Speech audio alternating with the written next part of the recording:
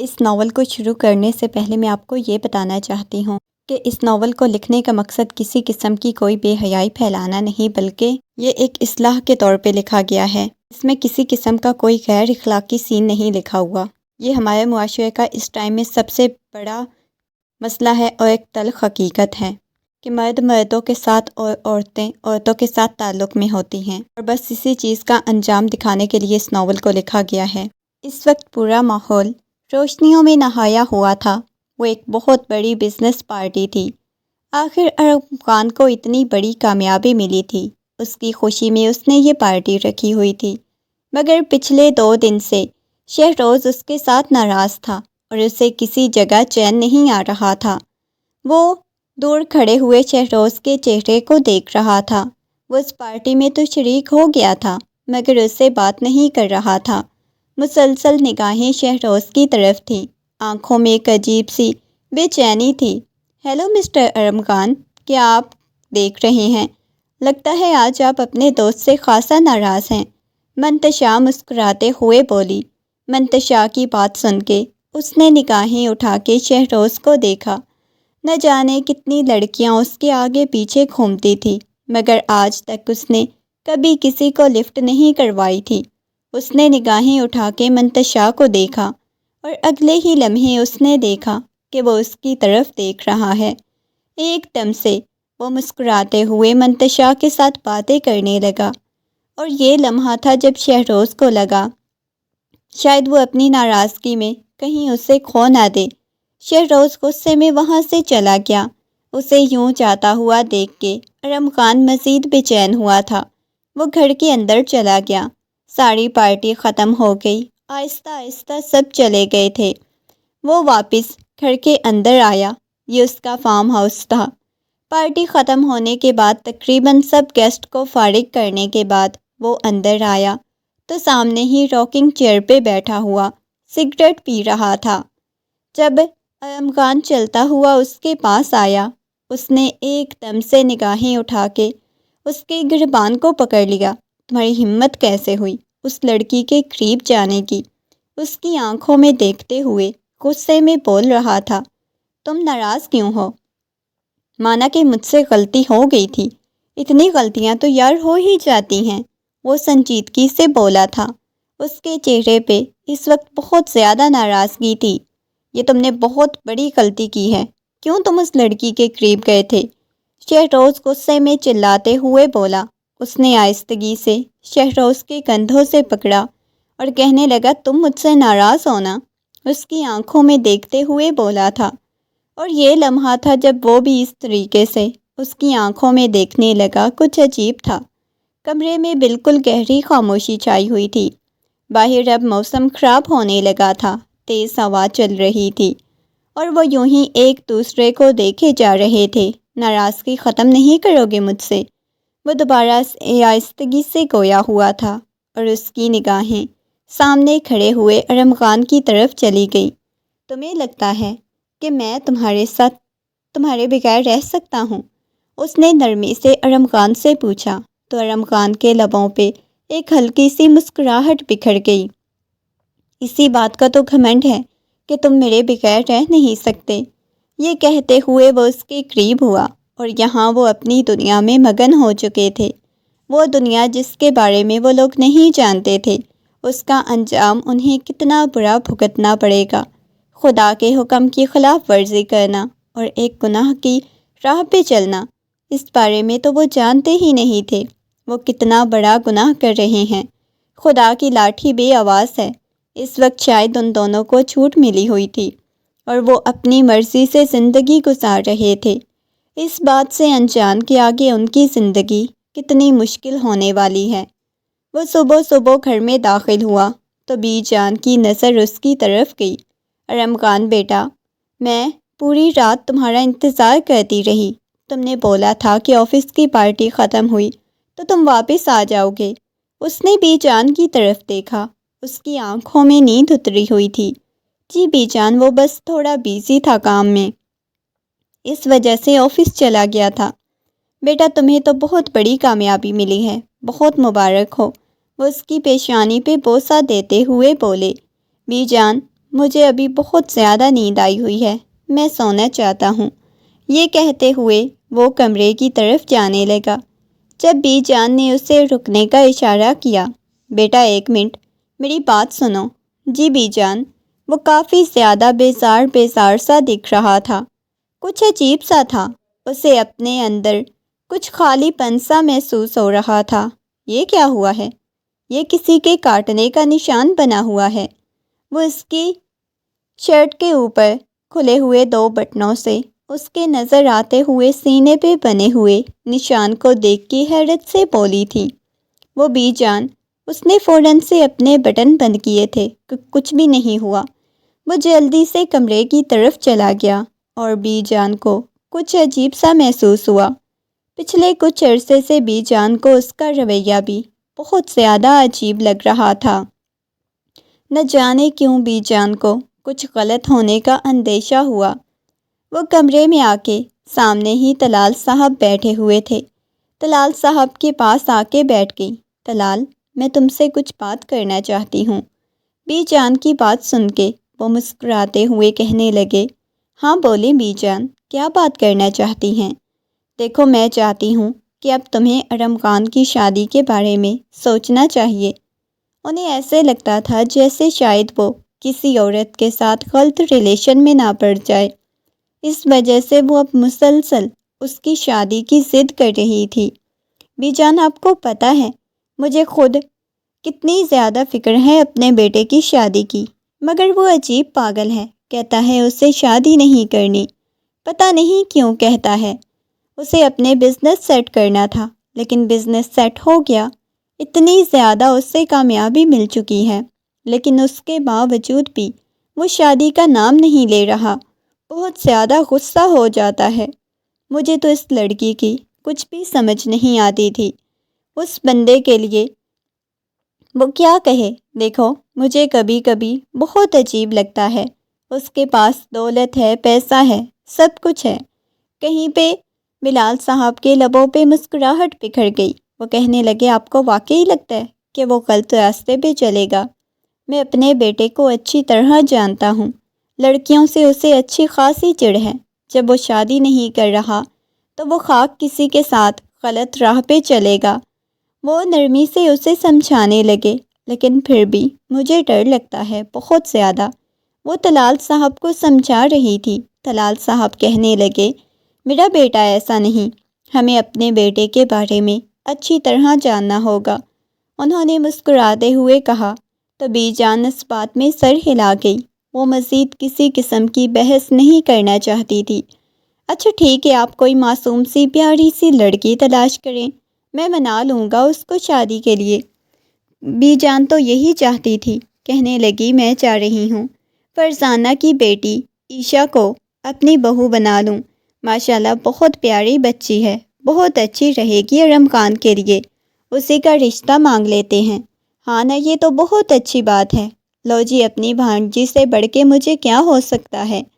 انہوں نے مسکراتے ہوئے کہا، چلو ٹھیک ہے، میں فرزانہ سے بات کروں گا۔ لیکن فرزانہ کو بھلا کیا ہی مسئلہ ہو سکتا ہے؟ ماشاءاللہ ہمارا ارم خان اچھا خاصا کماتا ہے، اچھا بزنس چل رہا ہے، اچھا بھلا اس کا نام ہے۔ ہاں ٹھیک ہے۔ شام کے وقت اس کی آنکھ کھلی تو دروازے پہ دستک ہوئی۔ اس نے دروازہ کھولا، سامنے علیزے کھڑی ہوئی تھی۔ علیزے کو دیکھتے ہی شہروز کی پیشانی پہ بل نمودار ہوئے۔ کیا ہے علیزے؟ ابھی تو میں سویا تھا، آپ اپنے کمرے میں بھی آ کے سو سکتے تھے، آپ یہاں پہ کیوں سوئے ہیں؟ علیزے سنجیدگی سے گویا ہوئی تھی۔ علیزے کی بات سن کے وہ کہنے لگا، ہر وقت کیوں میرے پیچھے پڑ جاتی ہو؟ وہ غصے میں بولا تو اس کی بات سن کے علیزے کی آنکھوں میں بے ساختہ ہی نمی تیرنے لگی۔ ایسے آپ ادھر کیوں سو رہے تھے؟ آپ کو پتہ ہے مجھ سے سب سوال کرتے ہیں، تمہارا شوہر تم سے دور کیوں رہتا ہے؟ خدا کے لیے آپ مجھے بتا دیں، آپ ایسے کیوں کرتے ہیں؟ وہ سنجیدگی سے اسے پوچھ رہی تھی۔ شہروز نے غصے میں سامنے کھڑی ہوئی علیزے کو دیکھا، کہنے لگا، تمہیں ایک بات کی سمجھ کیوں نہیں آتی؟ پلیز میری نظروں سے دور ہو جاؤ۔ ابھی فی الحال میں تم سے کسی قسم کی کوئی بات نہیں کرنا چاہتا، وہ غصے میں چلاتے ہوئے بولا اور باہر کی طرف چلا گیا۔ وہ اپنے آپ میں خالی پن کو محسوس کرنے لگی تھی۔ وہ کب سے خالی پن محسوس کرتی آ رہی تھی۔ اس کی آنکھوں میں سے بے دھڑک ہی آنسو بہنے لگے۔ اس کے دل کو کچھ ہونے لگا تھا۔ وہ کمرے میں اسی کا انتظار کرنے لگی۔ جب کافی وقت بعد وہ شوہر لے کے باہر نکلا تو وہ چلتے ہوئے اس کے پاس آ گئی۔ آپ ایسا کیوں کر رہے ہیں؟ آپ مجھے بتا کیوں نہیں دیتے؟ وہ غصے میں چلاتے ہوئے بولی تو اس کی بات سن کے کہنے لگا، دیکھو میں فی الحال تم سے کوئی بات نہیں کرنا چاہتا، پلیز میری نظر سے دور ہو جاؤ۔ اس کے سامنے آ کے کھڑی ہو گئی۔ فی الحال کا کیا مطلب ہے؟ آپ نے کب مجھ سے بات کی؟ کب آپ نے بولا کہ آپ کو مجھ سے بات کرنی ہے؟ وہ سنجیدگی سے اسے پوچھ رہی تھی۔ چلو اس کے کندھوں سے پکڑ کے کہا، تمہیں مسئلہ کیا ہے؟ مسئلہ مجھے نہیں، مسئلہ آپ کو ہے۔ کیوں آپ مجھ سے دور بھاگتے ہیں؟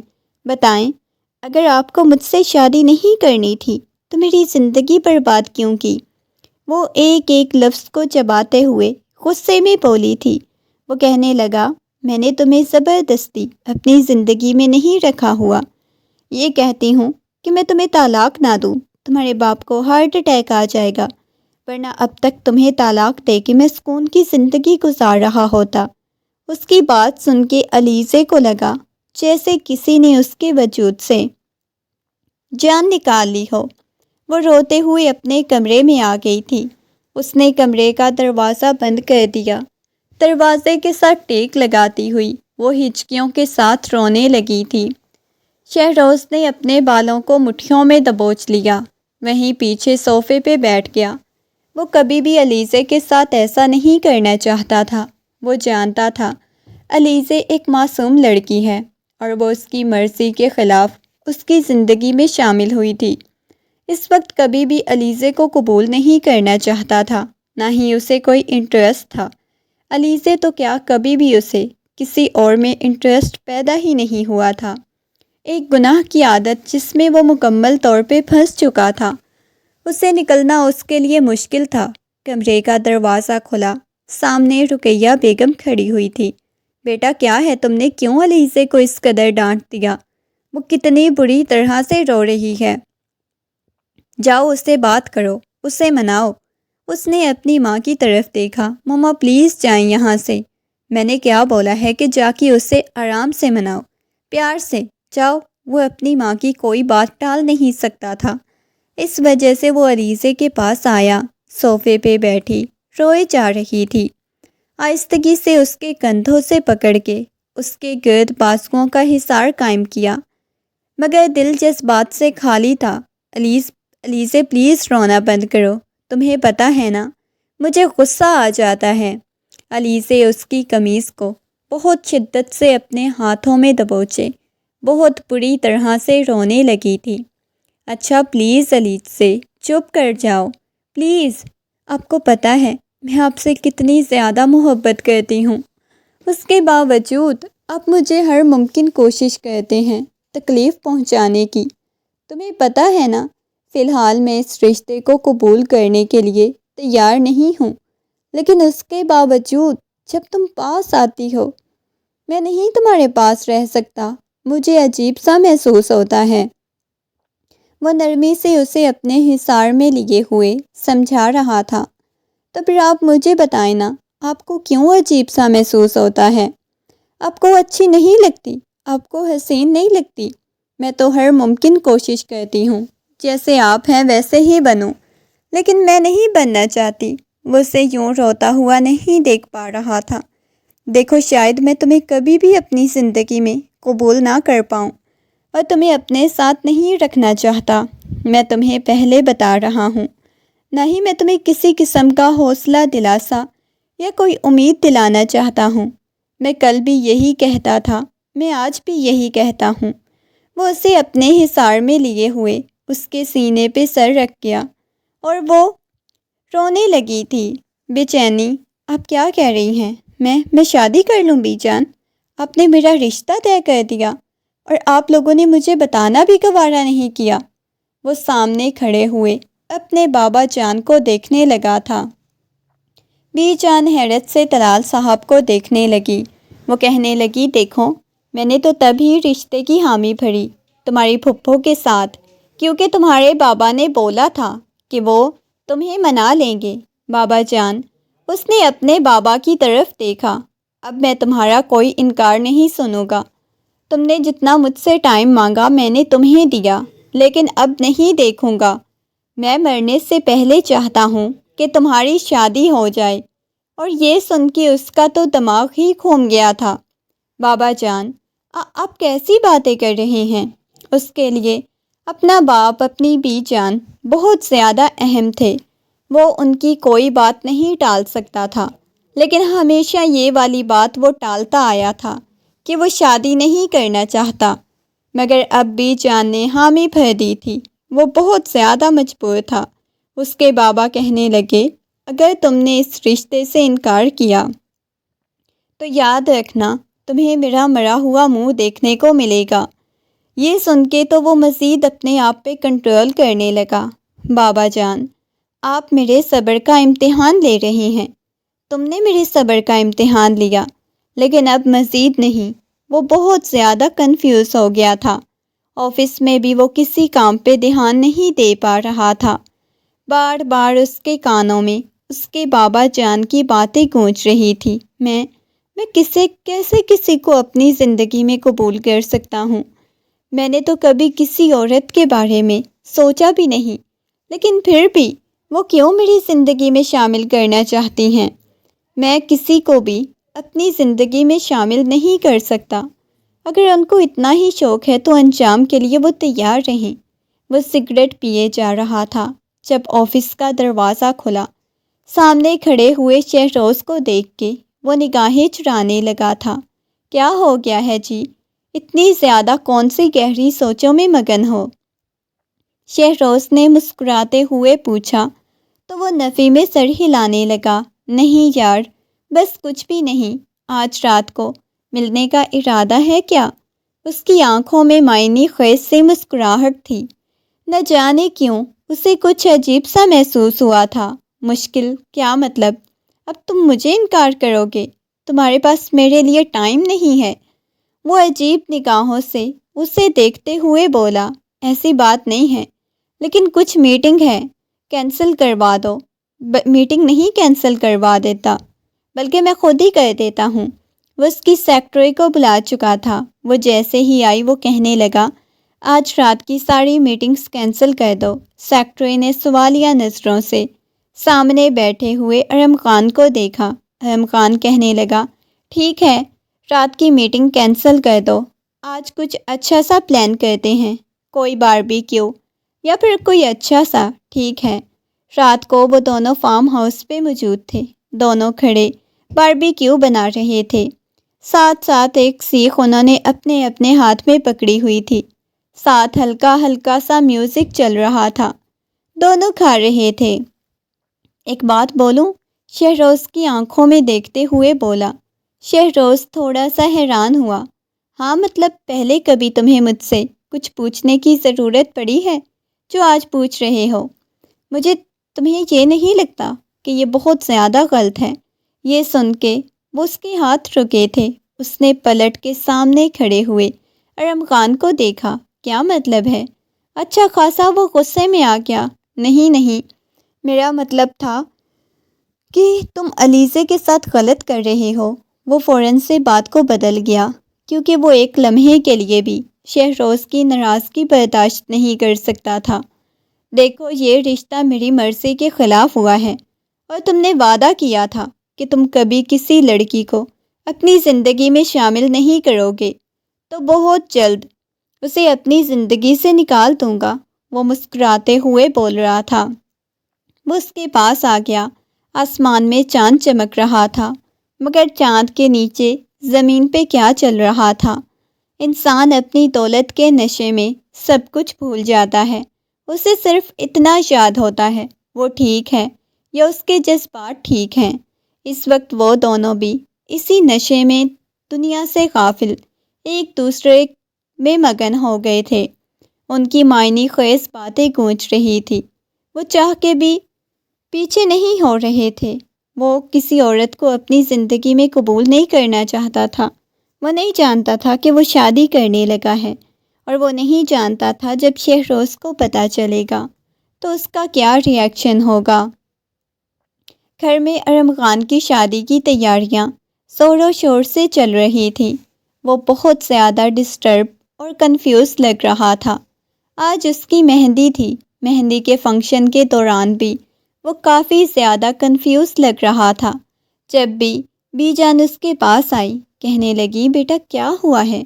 کل تمہاری شادی ہے، ویسے بھی تم 30-35 سال کے ہونے والے ہو، یہ عمر کم نہیں ہوتی، اس کے باوجود تمہارا اپنی شادی کو لے کے ایسا غیر ذمہ دارانہ رویہ، یہ مجھے بہت عجیب لگ رہا ہے، مجھے کچھ بھی سمجھ نہیں آ رہی۔ وہ کہنے لگا، بی جان پلیز، میں آخری دفعہ بھی آپ کو یہی کہنا چاہتا ہوں، میں اس شادی کے لیے بالکل بھی راضی نہیں۔ آپ لوگوں کے بہت زیادہ مجبور کرنے پہ یہ شادی کر رہا ہوں۔ اگر اس لڑکی کی زندگی میری وجہ سے تباہ ہو گئی تو میں اس کا ذمہ دار نہیں ہوں گا۔ یہ سن کے تو بی جان کی پیشانی پہ بل نمودار ہوئے۔ کیا مطلب ہے بیٹا؟ تم کیا کہہ رہے ہو؟ کیسی فضول باتیں کر رہے ہو؟ تمہیں پتہ ہے عائشہ کس قدر معصوم لڑکی ہے؟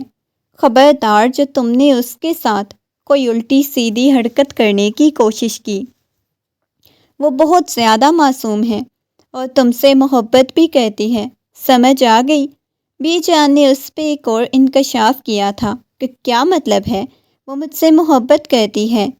اس نے یہی فرزانہ کو بولا تھا کہ میں نے عائشہ کو تمہاری دلہن بنانا ہے، تو اسی وجہ سے عائشہ کا مائنڈ پہلے سے سیٹ تھا کہ اسی کے ساتھ تمہاری شادی ہونی ہے۔ وہ سنجیدگی سے اسے بتا رہی تھی۔ اس کے بعد وہ وہاں سے چلی گئی۔ وہ بہت زیادہ پریشان ہو گیا۔ رات کا نہ جانے کون سا پہر تھا۔ وہ کمرے میں بیٹھا ہوا تھا جب شہروز کی کال آنے لگی۔ اس نے دیکھا تو وہ تھوڑا پریشان ہوا تھا۔ اس نے جیسے ہی کال پک کی، دوسری طرف سے شہروز کی ہچکیوں کی آواز آئی تھی اور وہ بہت زیادہ پریشان ہو گیا تھا۔ شہروز کیا ہوا ہے؟ ارم خان نے جان کر انجان بنتے ہوئے کہا، تم ابھی بھی مجھ سے پوچھ رہی ہو کیا ہوا ہے؟ کیا تمہیں بالکل بھی احساس نہیں تم کیا کرنے لگے؟ تم شادی کر رہے ہو؟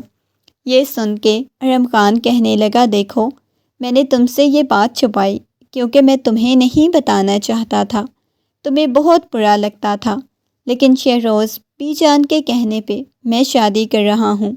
پلیز ابھی مجھ سے میری حالت کو سمجھنے کی کوشش کرو۔ وہ سنجیدگی سے گویا ہوا اور وہ بہت زیادہ پریشان ہو گیا۔ کافی وقت بعد وہ اسے ملنے آ چکا تھا۔ وہ اسے دیکھنے لگا۔ ہاں بولو، وہ نرمی سے پوچھنے لگا۔ مجھے تم پہ بہت زیادہ غصہ آیا ہوا ہے، تم ایسا کیسے کر سکتے ہو؟ اس نے ارم خان کے گریبان سے پکڑ لیا۔ شہروز میری بات کو سمجھنے کی کوشش کرو۔ وہ اس کے کندھوں سے پکڑتے ہوئے نرمی سے بولا تو اس نے پیچھے دھکا دے دیا۔ کیا سمجھنے کی کوشش کروں؟ سیدھا بتاؤں تمہیں اس تعلق کو ختم کرنا چاہتے ہو؟ وہ غصے میں چلاتے ہوئے بولا۔ دیکھو شہروز میری بات سنو، نہیں مجھے سننی، چلے جاؤ یہاں سے۔ شہروز غصے میں چلاتے ہوئے بولا، دیکھو میں کبھی بھی اس کے ساتھ کوئی تعلق نہیں بناؤں گا۔ تمہیں پتہ ہے مجھے عورتوں میں کسی قسم کا کوئی انٹرسٹ نہیں۔ میں نے بی جان کو وارننگ دی ہے کہ اس لڑکی کی زندگی برباد ہوگی تو اس میں میرا کوئی قصور نہیں ہوگا۔ اس کی تو جان پہ بنائی تھی۔ اسے یوں ناراض ہوتا ہوا دیکھ کے وہ بہت زیادہ پریشان ہو گیا۔ جاؤ یہاں سے، وہ اسے خود سے دور دھکا دینے لگا، مگر وہ شہروز کے پاس آیا۔ اگلے ہی لمحے کمرے میں گہری خاموشی چھا گئی۔ وہ اس کے چہرے پہ ہاتھ رکھتا ہوا کہنے لگا، واقعی میں تم یہ چاہتے ہو کہ میں تم سے دور چلا جاؤں؟ کیا تمہیں ذرا بھی افسوس نہیں ہوگا میرے دور جانے کا؟ وہ اس کے چہرے پہ ہاتھ رکھتے ہوئے بولا تھا، میں تمہارے بغیر رہ سکتا ہوں؟ کیا تمہیں ایسا لگتا ہے؟ وہ شہروز کی آنکھوں میں دیکھتے ہوئے بولا، چہرہ اس کا بالکل پیچھے ہو گیا، نگاہیں شہروز کے ایک ایک نقوش کو دیکھ رہی تھی۔ اس کی آنکھوں میں نمی تیرنے لگی۔ میں جانتا ہوں یہ بہت غلط راستہ ہے، لیکن میں خود پہ ذرا بھی کنٹرول نہیں کر پاتا، نہ ہی میں جانتا ہوں میں کیا کر رہا ہوں۔ یہ کہتے ہوئے وہ ایک دفعہ پھر سے گناہ کی دلدل میں قدم رکھ چکا تھا۔ ماشاء اللہ عائشہ، تم تو اتنی پیاری لگ رہی ہو، تمہارا شوہر تو تمہیں دیکھتے ہی پاگل ہو جائے گا۔ اس کی کزنس اسے چھیڑ رہی تھی جب باہر بارات آنے کا شور اٹھا۔ وہ جلدی سے کھڑکی کی طرف گئی۔ اس وقت وہ چہرے پہ سنجیدگی سجائے ہوئے تھا۔ وہ برائڈل روم کی کھڑکی سے نیچے آئی ہوئی بارات کو دیکھنے لگی۔ ان سب کے درمیان میں کھڑے ہوئے چہرے پہ سنجیدگی سجائے ہوئے ارم خان کو دیکھا۔ ماشاءاللہ، دیکھو تو صحیح، میرا ہونے والا شوہر کتنا حسین لگ رہا ہے۔ ہائے، مجھے تو شرم آ گئی۔ اس نے اپنے چہرے کو اپنے ہاتھوں کے پیالے میں چھپا لیا اور سب مسکرانے لگی تھی۔ ہائے، مجھے تو بالکل بھی اندازہ نہیں تھا جس شخص سے میں اتنی محبت کروں گی وہ اتنی جلدی میرے نصیبوں میں لکھ دیا جائے گا۔ اس کے چہرے پہ بہت گہری مسکراہٹ بکھری ہوئی تھی۔ لا کے اسے پہلو میں بٹھا دیا گیا، مگر وہ کوئی بات نہیں کر رہی تھی، بس خاموشی سے بیٹھی ہوئی تھی۔ ساری رسومات ادا ہوئی۔ اس کے بعد وہ رخصت ہو کے ارم خان کے گھر آ گئی تھی۔ لا کے اسے کمرے میں بٹھایا گیا، مگر چہرے پہ ابھی بھی سنجیدگی چھائی ہوئی تھی۔ لاؤنج میں ارم خان بیٹھا سگریٹ پیے جا رہا تھا۔ جب بی جان اس کے پاس آئی، نرمی سے بولی، بیٹا تم یہاں پہ کیا کر رہے ہو؟ تمہیں تو اس وقت اپنی بیوی کے پاس ہونا چاہیے تھا، مگر تم یہاں پہ کیوں ہو؟ وہ نرمی سے اسے پوچھ رہی تھی۔ کچھ بھی نہیں ہوا، بس بی جان ویسے ہی چلا جاتا ہوں۔ وہ کب سے شہروز کو کال کرنے کی کوشش کر رہا تھا، مگر اس کا نمبر بند جا رہا تھا۔ وہ بہت زیادہ پریشان ہو گیا۔ شہروز، آپ کو کیوں اتنا زیادہ بخار ہوا پڑا ہے؟ علیزے کب سے اس کی پیشانی کو دبائے جا رہی تھی، مگر وہ بخار میں تپ رہا تھا۔ کچھ نہیں ہوا علیزے، ایسے کیسے اکیلا چھوڑ دوں؟ اس نے جھک کے شہروز کی پیشانی پہ بوسہ دیا۔ شہروز، میں آپ سے بہت زیادہ محبت کرتی ہوں۔ اس کی پیشانی سے پیشانی ٹکائی، اس کی بات کا جواب نہیں دیا۔ پلیز علیزے چلی جاؤ، وہ نرمی سے علیزے کو وہاں سے جانے کا کہنے لگا، مگر علیزے نے کسی قسم کی کوئی بات نہیں کی، بس اسے وہاں سے جانے کا کہہ رہی تھی۔ علیزے نے اس کے ہاتھ کو اپنے ہاتھ کی گرفت میں لیا، اس کے سر کو اٹھا کے اپنی گود میں رکھ لیا تھا۔ دھیرے دھیرے اس کے بالوں میں انگلیاں پھیرنے لگی۔ پلیز آپ پریشان نہیں ہوئے نا، پلیز آپ کو کچھ بھی نہیں ہوگا، بس ہلکا ہلکا سا بخار ہوا ہے نا، ٹھیک ہو جائے گا، وہ نرمی سے اسے بتا رہی تھی۔ اگلے ہی لمحے علیزے اسے دیکھنے لگی، اس کی گود میں اپنا سر چھپا گیا۔ عجیب سا اسے محسوس ہو رہا تھا، اس کا دل ایسے لگ رہا تھا جیسے کسی نے مٹھی میں مسل دیا ہو۔ وہ ایک دم سے اٹھ کے بیٹھ گیا، گھڑی کی طرف بار بار دیکھتا۔ دیکھو، رات کے 12 بج گئے ہیں، پتہ نہیں مجھے کیا ہو رہا ہے، مجھے سانس بھی نہیں آ رہی۔ اس کی آنکھوں میں سے آنسو بہنے لگے۔ آپ کو ہوا کیا ہے؟ آپ بتائیں تو صحیح۔ اس کے چہرے کو اپنے ہاتھوں کے پیالے میں بھرتے ہوئے وہ نرمی سے پوچھنے لگی، جھک کے اس کی پیشانی پہ بوسہ دیا۔ شہروز، بتائیں نا۔ اس نے شہروز کو دیکھا۔ علیزے، دیکھو، میں بہت برا ہوں، بہت زیادہ برا، پلیز مجھ سے دور رہو، میں تمہارے قابل نہیں ہوں، پلیز خدا کے لیے۔ اس کے سامنے ہاتھ جوڑتے ہوئے بولا۔ علیزے اسے دیکھنے لگی۔ وہ کمرے میں داخل ہوا تھا۔ سامنے عائشہ گھونگھٹ اوڑھے بیٹھی ہوئی تھی۔ وہ ایک ایک قدم چلتا عائشہ کے سامنے آ کے کھڑا ہو گیا۔ اسے کچھ سمجھ نہیں آ رہی تھی وہ کیا کرے۔ اتنا بڑا ایک مشہور بزنس مین جس کے اندر اتنا زیادہ کانفیڈنس پایا جاتا تھا، کہیں کہیں بڑے بڑے لوگوں کے ساتھ اس کی میٹنگز ہوتی تھی، مگر اس وقت وہ ایک لڑکی کے سامنے بہت زیادہ گھبرا رہا تھا۔ لڑکی بھی کون تھی؟ اس کی محرم تھی، اس کی بیوی تھی۔ وہ اسے دیکھنے لگ گئی، آہستگی سے اس کے گھونگھٹ کو اٹھایا، مگر اس کے دل میں کسی قسم کے کوئی جذبات نہیں تھے۔ وہ چاہ کے بھی اپنے اندر کوئی جذبات پیدا نہیں کر پایا۔ اس نے جیسے ہی گھونگھٹ اٹھا کے دیکھا تو عائشہ نے مسکراتے ہوئے اس کی طرف دیکھا، مگر اس کے اندر کسی قسم کے کوئی جذبات نہیں تھے۔ وہ اس کی آنکھوں میں دیکھنے لگی۔ آپ کچھ بول کیوں نہیں رہے؟ وہ گھبراتے ہوئے بولی، مگر وہ مزید کچھ بولا نہیں تھا۔ اس کے چہرے کو دیکھنے لگا، جیسے کچھ تلاش کرنے کی کوشش کر رہا ہو، جیسے کچھ کھوجنے کی کوشش کر رہا ہو۔ اگلے ہی لمحے اس کے قریب ہونا چاہتا تھا، مگر چاہ کے بھی وہ اس کے قریب نہیں ہو پایا، کوئی بات نہیں کر پایا۔ اسے منہ دکھائی کا تحفہ دیا اور کہنے لگا، دیکھو میں تمہارے ساتھ کچھ بات کلیئر کرنا چاہتا ہوں۔ وہ نرمی سے گویا ہوا تھا۔ اس کی بات سن کے وہ کہنے لگی، جی بولے نا۔ دیکھو میں تمہاری ذمہ داریاں پوری کروں گا، جو تمہیں چاہیے ہوگا تمہیں ہر چیز دوں گا، لیکن کچھ تمہارے حق ادا نہیں کر پاؤں گا۔ وہ ناسمجھی کے عالم میں اسے دیکھنے لگی۔ اگلے ہی لمحے اس نے جو بات بتائی وہ سن کے تو عائشہ حیران ہو گئی۔ اس کے لبوں کی ساری مسکراہٹ غائب ہو گئی۔ دیکھو میں تمہاری خواہشات پوری کرنے کے قابل نہیں ہوں۔ اور جیسے وہ اپنے آپ پہ دھبا لگا چکا تھا، اس کے بعد وہ وہاں سے اٹھ کے چلا گیا۔ نہ جانے کتنی دیر تک اس شخص کی پشت کو گھورتی رہی۔ اسے سمجھ نہیں آ رہی تھی یہ سب کچھ اس کے ساتھ کیا ہو چکا ہے، زندگی نے اس کے ساتھ کیا کھیل کھیلا ہے۔ اسے کچھ بھی سمجھ نہیں آ رہی تھی۔ تھوڑی دیر بعد اسے لے کے آئے، دوسری طرف سونے کے لیے لیٹ گئی۔ اسے ہچکیوں اور سسکیوں کی آواز آ گئی۔ وہ سو نہیں پا رہا تھا، مگر اسے وہ کوئی حوصلہ دلاسا نہیں دے سکا۔ دل اس کا بہت زیادہ بے چین تھا۔ ارے ارم خان بھائی آپ؟ علیزے نے نرمی سے پوچھا، اتنی صبح صبح؟ آپ کو لگتا ہے اندازہ ہو گیا تھا کہ آپ کا دوست بیمار ہوا پڑا ہے۔ علیزہ نے مسکراتے ہوئے کہا، وہ کدھر ہے؟ شہروز نے نرمی سے پوچھا۔ شہروز کو کل رات سے بہت تیز بخار ہے، تو کمرے میں ہے، پوری رات جاگتے رہے ہیں، ابھی تھوڑی دیر پہلے ہی سوئے ہیں۔ اچھا ٹھیک ہے، میں اس کا حال پوچھ کے آتا ہوں۔ یہ کہتے ہوئے وہ کمرے کی طرف گیا۔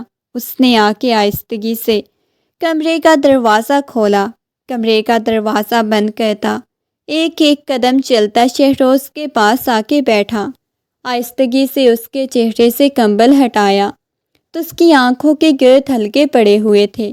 شہروز نے اس کی پیشانی پہ بوسہ دیا، آنکھیں کھول کے اس کی طرف دیکھا۔ چلے جاؤ یار، خدا کے لیے ارم خان، میں تمہاری شکل بھی نہیں دیکھنا چاہتا، میں تم سے کوئی بات بھی نہیں کرنا چاہتا۔ وہ غصے میں بول رہا تھا۔ اس کی بات سن کے وہ کہنے لگا، پلیز میں نے کیا بولا ہے کہ چلے جاؤ یہاں سے؟ وہ غصے میں بولا تو ایک دم سے اسے اپنے سینے سے لگا چکا تھا۔ وہ بہت زیادہ بے چین ہوا۔ مجھے نہیں سمجھ آ رہی مجھے کیا ہو رہا ہے۔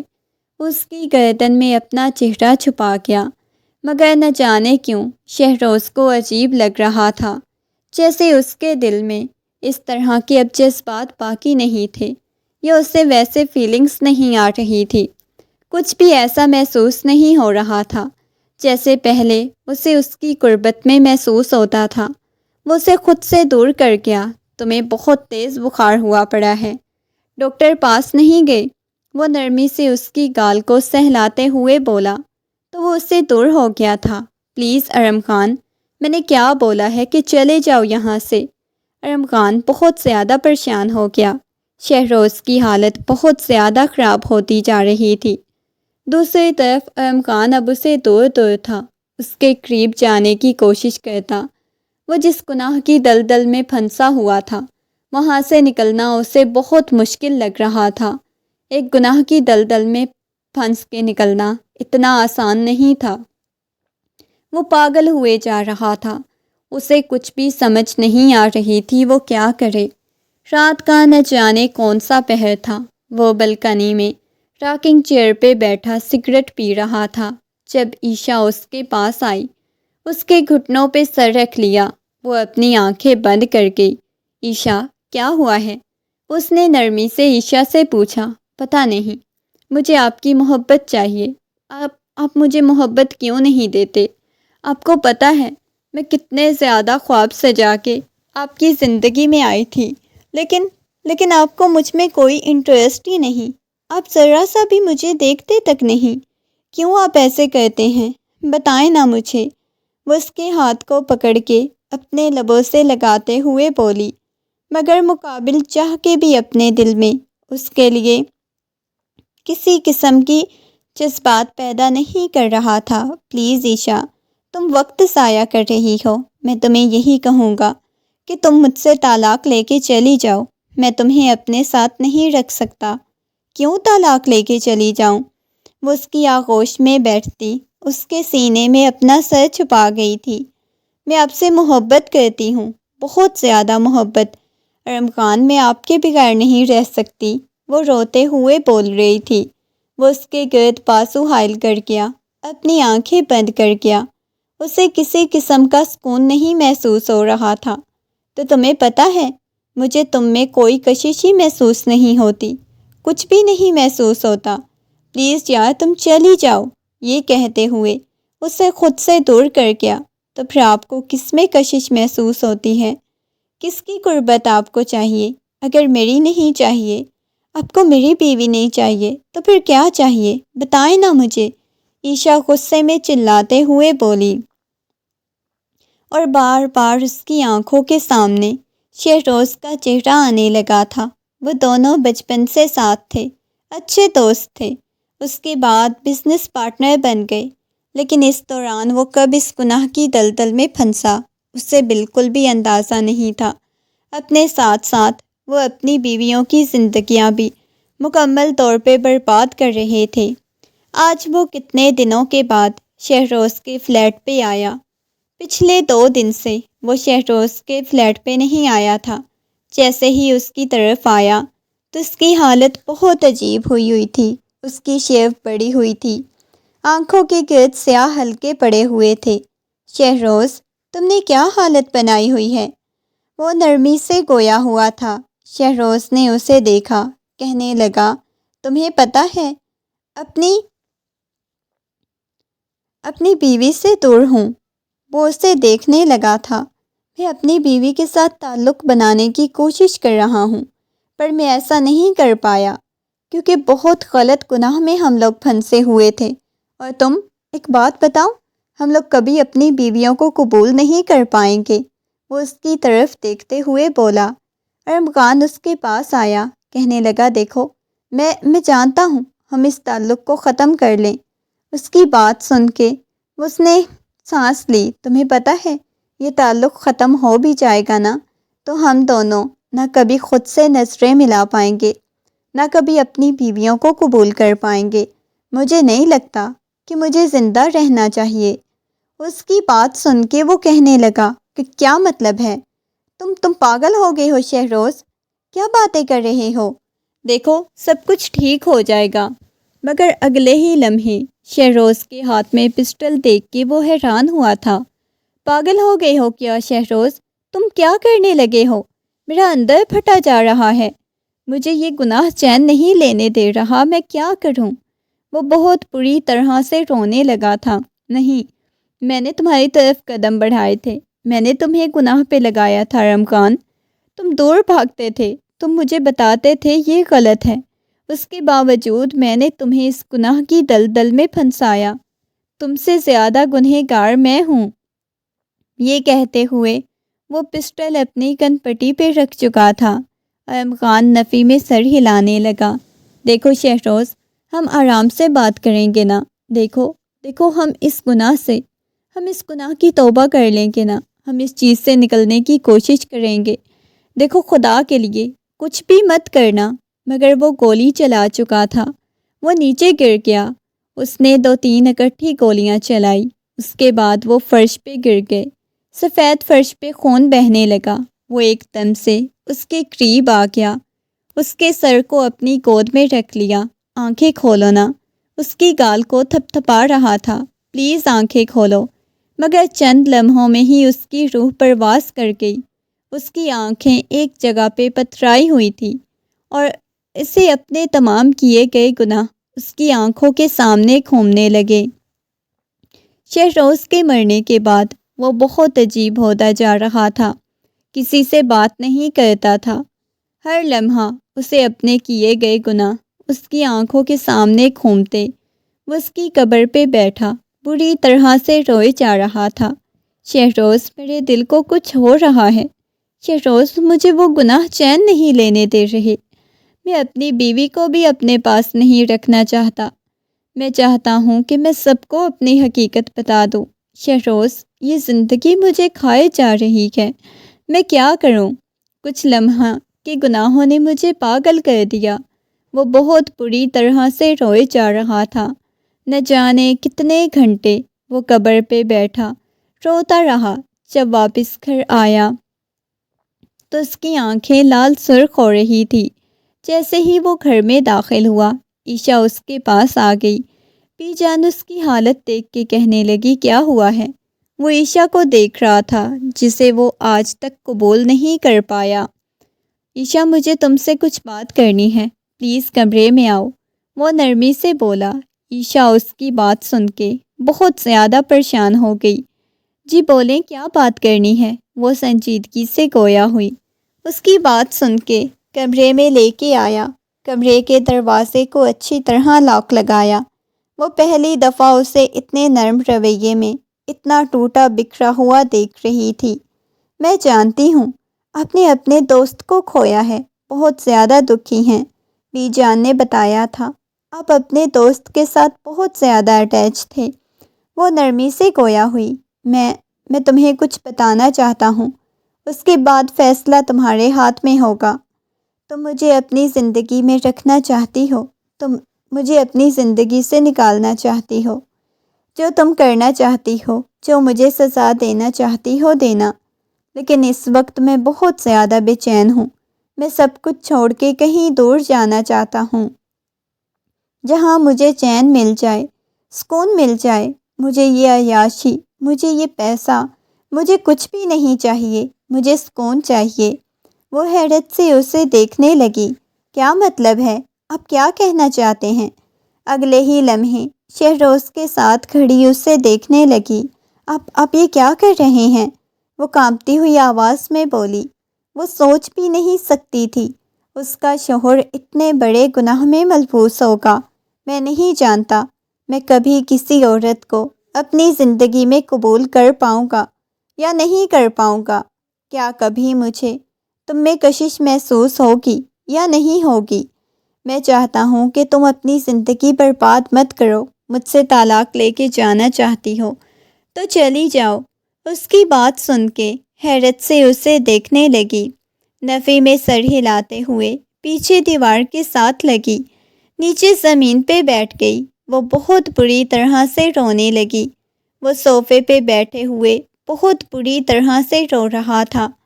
اپنے بالوں کو اس نے مٹھیوں میں دبوچا ہوا تھا۔ اس کے بعد اس کا زیادہ وقت مسجد میں گزرتا تھا۔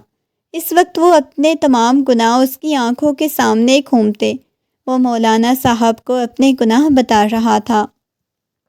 اس کا چہرہ آنسوؤں سے تر تھا۔ روتا ہوا کہنے لگا، میں خدا سے معافی مانگ رہا ہوں۔ مجھے معلوم ہے کہ میں سچے دل سے توبہ کروں گا، لیکن کیا وہ میری توبہ قبول ہو جائے گی؟ سامنے بیٹھے ہوئے مولانا صاحب اس کی بات سن کے مسکرائے تھے۔ نہ ان کی آنکھوں میں سامنے بیٹھے ہوئے شخص کے لیے نفرت تھی، نہ کوئی غصہ تھا، بس نرمی اور شفقت تھی۔ وہ کہنے لگے، سب سے بڑا گناہ یہ ہوتا ہے جب انسان یہ سمجھ لے اس کے لیے توبہ کے دروازے بند ہو گئے ہیں، لیکن ابھی تک توبہ کے دروازے کھلے ہوئے ہیں۔